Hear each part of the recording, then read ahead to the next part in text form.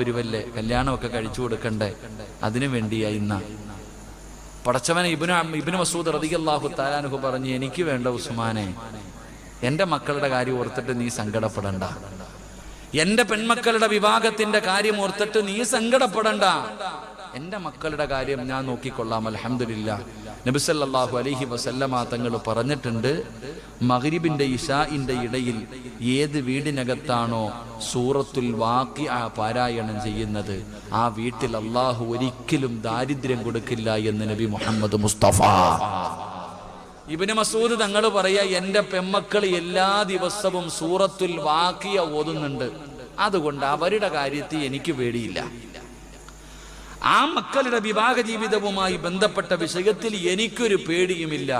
എൻ്റെ വീട്ടിൽ ഒരിക്കലും ദാരിദ്ര്യം ഉണ്ടാവില്ല. കാരണം സൂറത്തുൽ കഹ്ഫ്, സൂറത്തുൽ വാഖിഅ എൻ്റെ വീടിനകത്ത് ഓതുന്നുണ്ട്. നമ്മുടെ വീടിനകത്തോ